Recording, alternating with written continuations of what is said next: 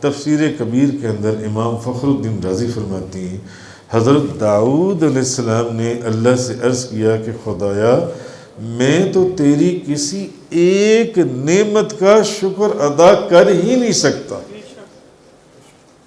کر ہی نہیں. اور یہ میٹافوریکلی نہیں ہے، محاورتاً، یہ کیلکولیٹڈ ہے. جو میں نے آپ کو مثال دی ہے کہ آپ تعریف نہیں کر سکتے، آپ اس کی کسی نعمت کا شکریہ ادا نہیں کر سکتے، کیونکہ آپ اس کی جس نعمت پر بھی شکریہ ادا کریں گے اس شکریہ ادا کرنے کے اندر آپ کو اس کا شکر ادا کرنے کی توفیق دینے والا کون ہے؟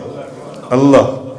اور وہ قدرت اور طاقت دینے والا کون ہے کہ آپ اس کا شکر ادا کریں؟ پھر اب جب آپ وہ کرتے چلے جائیں گے تو کیلکولیٹ کریں، آپ اس کی کسی ایک نعمت کا بھی شکر ادا نہیں کر سکتے. اللہ کی کسی ایک نعمت کا آپ شکر ادا. تو حضرت داؤد علیہ السلام نے کہا کہ یا اللہ کہ میں تو تیری کسی ایک نعمت کا بھی شکر ادا نہیں کر سکتا، کجا غیر متناہی نعمتیں، لاکھوں کروڑوں نعمتیں جو تو نے ہمیں عطا فرمائی ہیں. اللہ تعالیٰ نے حضرت داؤد علیہ السلام کو اس کا جواب عطا فرمایا. اللہ پاک نے فرمایا داؤد، اے داؤد تم نے جان لیا، تم نے جان لیا کہ تم ہماری نعمتوں کا شکر ادا کرنے سے عاجز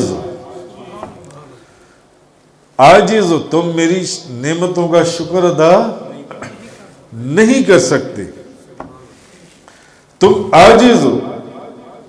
تو سمجھو ہمارا شکر ادا ہو گیا، ہمارا شکر ادا ہو گیا.